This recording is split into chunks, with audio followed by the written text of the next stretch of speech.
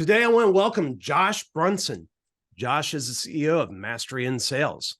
He's created the Zero Sales Resistance Framework, and that's helped his clients generate over 150 million a year, totaling over $1 billion in sales within a single year. He believes focusing on helping folks avoid the pitfalls in the contemporary sales approaches.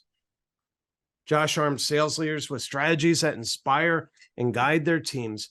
For those that are at the forefront of sales, he deciphers the psychology behind each transaction, empowering them with techniques that not only simplify, but magnify their sales effectiveness.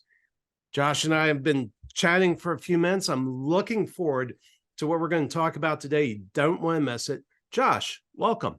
Thank you. Thanks for having me. It's a pleasure to be here.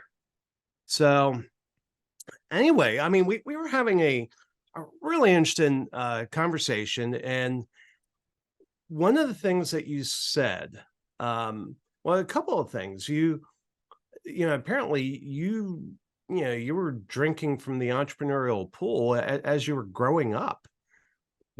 Yeah. My dad I didn't know this. He passed away in 2019, and I didn't know to the extent, but one of his best friends got up on stage, and he's my dad. I should know this. And he jokingly took a paper and wanted to talk about what my dad had created in his lifetime. And the paper went from holding it all the way to the floor. I didn't know he had built 13 businesses in his lifetime. I grew up around him. Like, he was my life every day, worked from home. And he built 13. And from what I understand, they all survived COVID. They're still all in business. They all still use his model. And this is some of them he created in the 70s. Wow. And so my formative years, my younger years, was watching him build a business, come up, find a problem, build the business around that problem, take that business and streamline it, and then he would sell the business. And I saw him do it in my lifetime like 5 or 6 times, at least. Yeah. Throughout living at home. And that process, it becomes second nature. I'm always like, the t-shirts to say, what would Jesus do? I like, what would Gene do? Like, my dad's name was Gene. Like, what would he do right now? And so I kind of looked at that and I revert back to a lot of the stuff and how he handled business, and it's been successful. And that's an amazing track record, because so many times the story is somebody has an idea, they think the world needs their idea, they go off and do it, and they find out that them and 3 other people actually care about that idea. Yeah. So how do you think, how do you avoid that? How do you think your dad avoided that? I think my dad avoided it because he just, look, the biggest sale we all have is the one we're selling ourselves. Like, if we can take delivery of the belief in what we're doing, then it's just going to happen. My dad would dive in so hard into a project that it had to work. It was going to work. People needed it.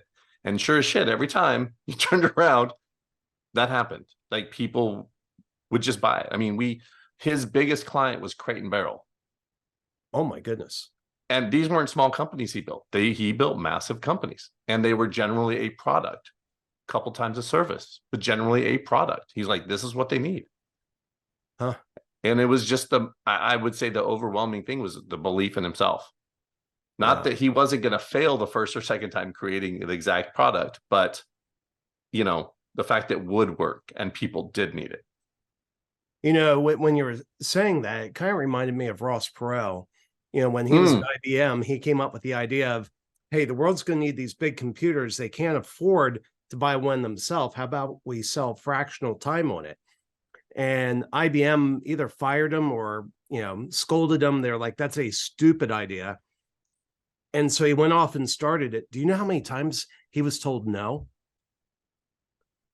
I've 76 straight sales calls. He went out on 76 sales calls. 76 people said, no, we don't want that. That doesn't make sense. We don't want it. 77 said yes. Number 77 said yes.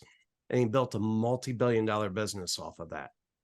Yeah, it's like Kevin Hart. Kevin Hart said, hey, I hear this a lot about me. Everybody says, look at this overnight success.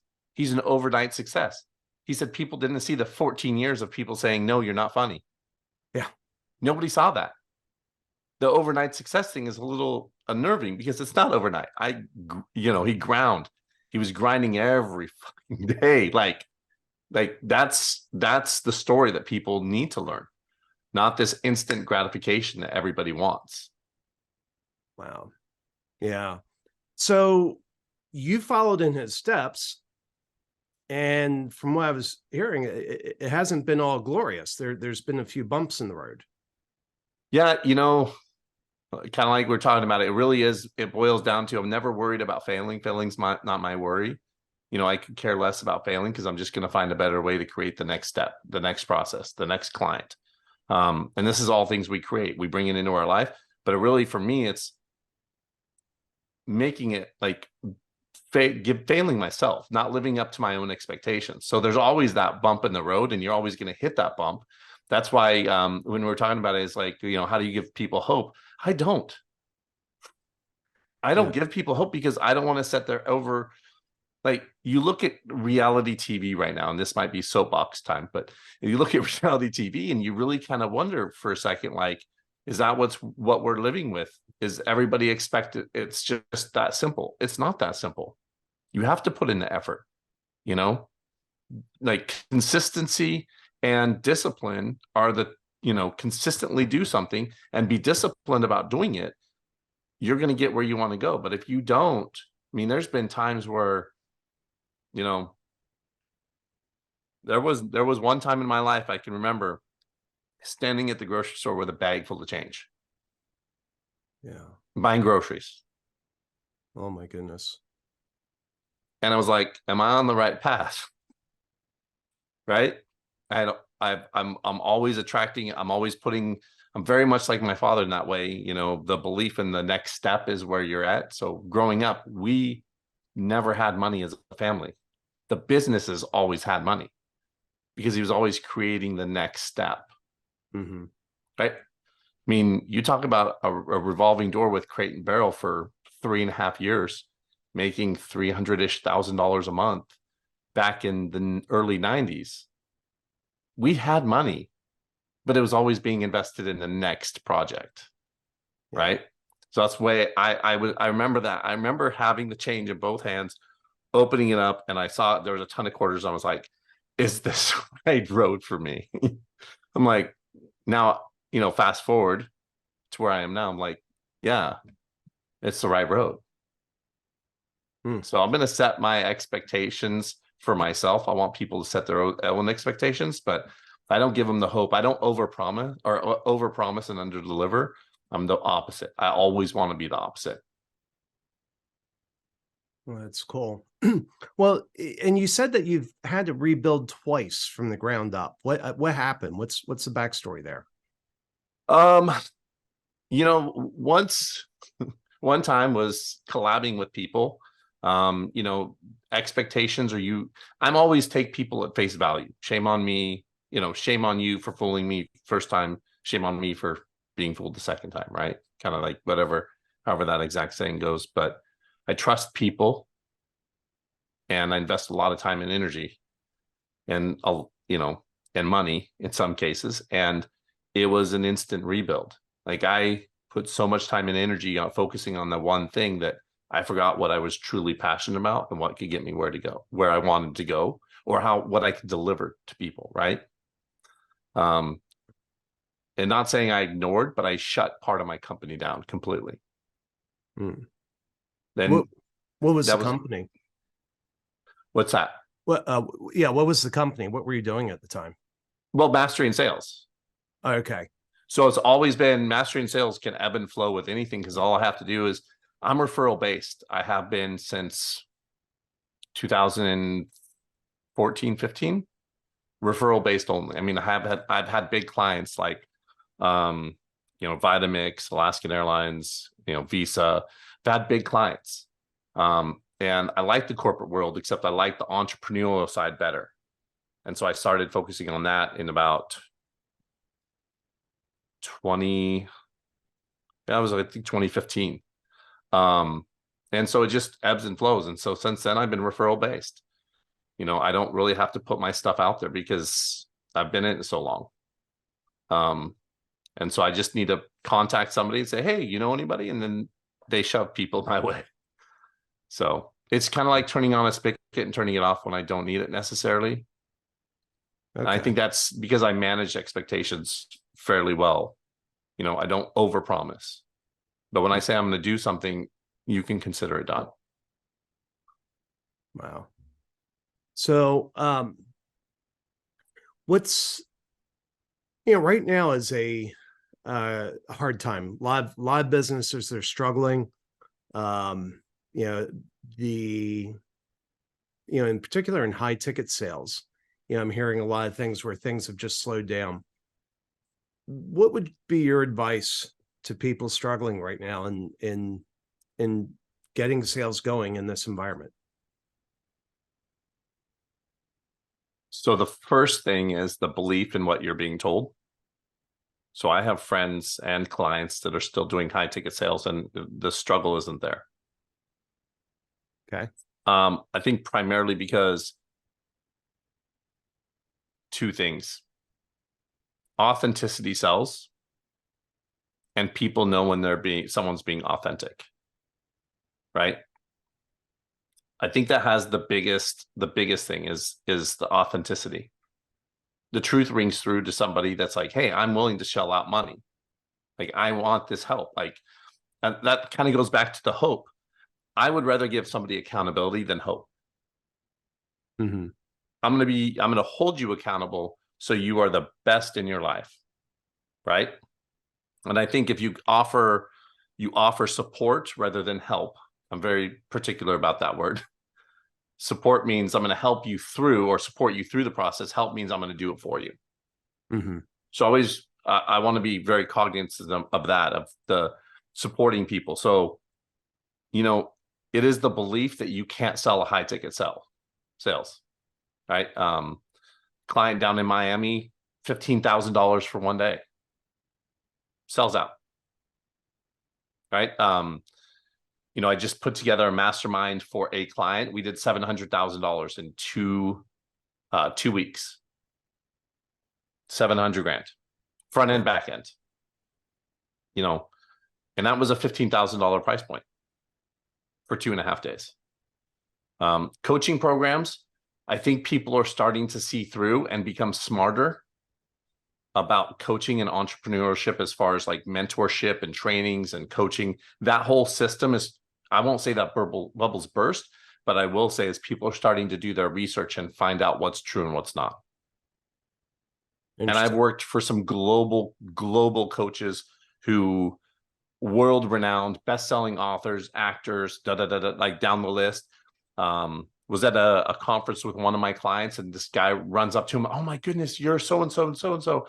Can I get a picture? And I was just, after I saw behind the curtain and saw what was really going on and how this person reacts and acts, I think people are starting to see that because it's we're out of the information age. We're more in the application age. That makes sense. Yeah, let's break that down a little bit. And so, let's take a step back. Obviously, there's been a huge explosion of various type coaches. Running the podcast, I can't tell you the number of life coaches I see applying to the podcast. And so what you're saying is these general coaches, and they're coaches to teach you how to be coaches. And you're saying that this is a bubble and it's about to burst. Well, I mean, think about it. COVID happened. 4 million new coaches, I believe, happened in 1 year. Wow. Everybody was sitting on the computer. I can do that. I've been there. Of course you have. It's called life. So everybody wanted to be a life coach, a fitness coach, this and that. So a lot of people lost weight during the pandemic. A lot of people gained weight, but a lot of people, right? I lost 40 pounds in pretty quickly, but I don't think most people would choose the path I took. No, don't sign me up for that regimen. But But it really became one of those things. Everybody was sitting around. They had 6, 9, 12 months to sit back and go, what do I want to do with my life? Do I want to go back to an office? Well, no, everybody wanted to do a coaching program. Yeah. Everybody wanted to be a coach. A lot of people think coaching programs really struggled with during the pandemic. It was probably the busiest time for all coaching programs. All my clients saw exponential growth. It was insane. One saw a $14 million bump in like a 3-month period. Oh my goodness. Yeah. So everybody were taking these coaching programs going, I'm going to take a bit of this. I'm going to take pieces of this. Some people were literally like, I'm going to take all of this and build my own business based off of it. So again, authenticity sells. If you're living your life every single day, I follow people that live their life, right? And that are raw and emotional and tell me, like I have one client, he did a video and said, look, I'm struggling today. And he laid out why he's struggling and what is going on in his life. He's being authentic. Again, the information age of like, hey, go do this. It's kind of wearing out. People want to be, I hate to say it, but you look at the crowds we're around anymore. And I know I'm going to use a buzzword, woke. Everybody's woke. Everybody wants to be heard. Everybody wants to feel validated in their feelings. If you're going to go that route and speak to those people or anybody anymore, that's what people are like, hey, be real with me, be honest. And I think that's where things are really changing in the industry. Yeah. So if you know somebody who's running a coaching program right now,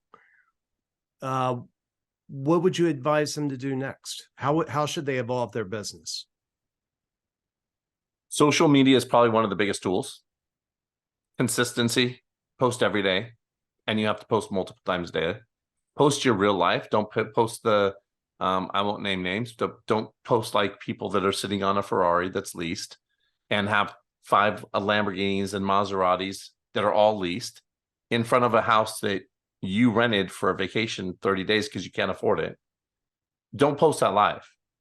Post the real life, the real struggle that people can attach to, that people can understand. This kind of goes back to the sales portion for me. I see all these sales entrepreneurs or trainers, coaches, whatever, posting about and bragging about, I overcame this objection and this is how you do it. How about you don't arrive at the objection in the first place by doing your job at the beginning part of the call? Yeah. That's part of the zero sales resistance. How about you have the real discussions, understand where they're at to see if they even fit the criteria, and you'll alleviate 90% or 95% of all objections at the end of the call. Every single time.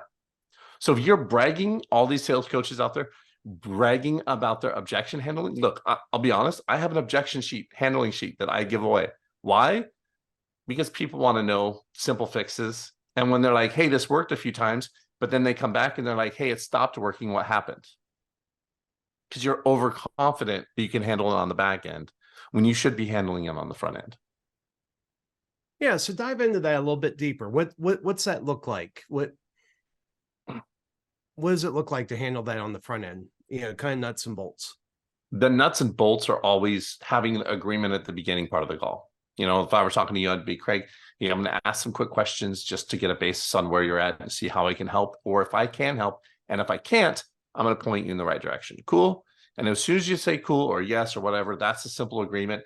Your life, there is no off limits. I get to ask you questions and I get to hold you accountable.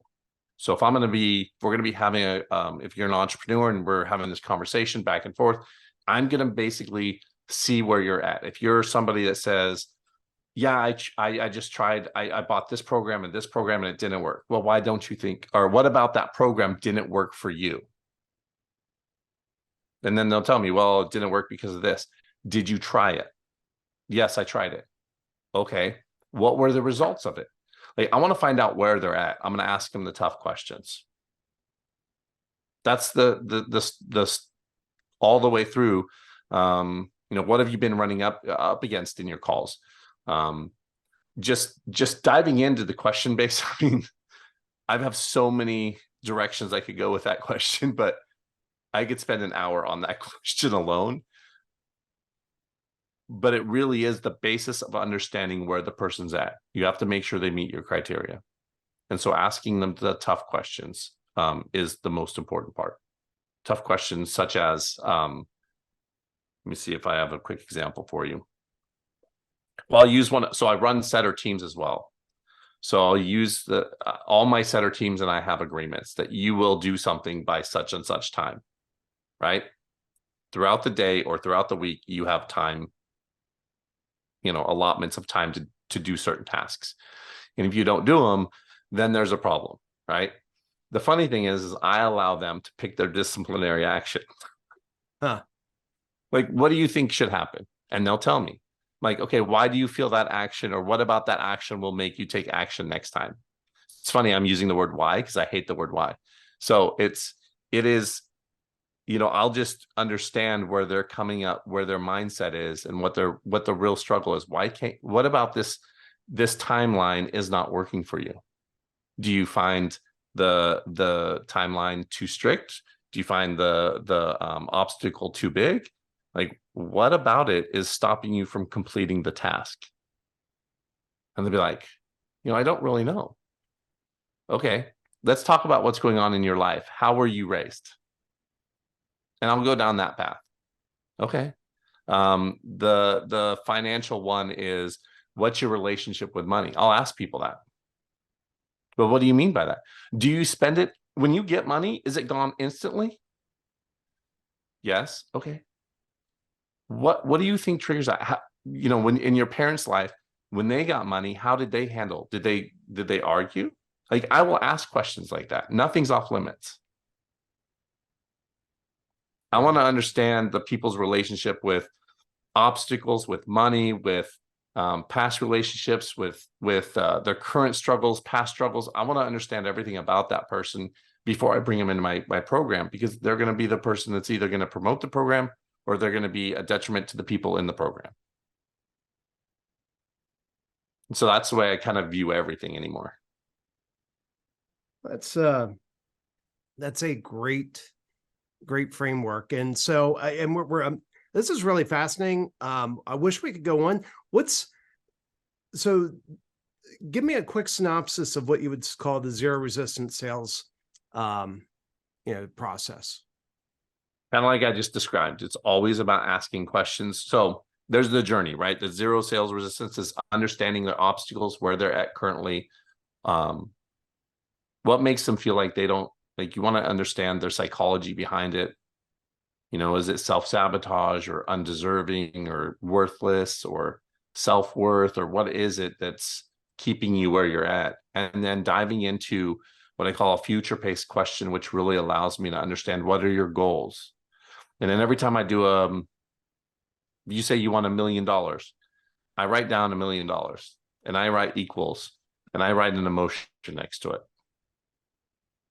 So when someone's telling me they want a process in place so they can overcome and reach this and that, I write equals security or confidence, that depending on the words they're giving me, right? And then I talk about those, because that's what they don't have in their life right now. They don't have security. They don't have confidence that they're going to produce.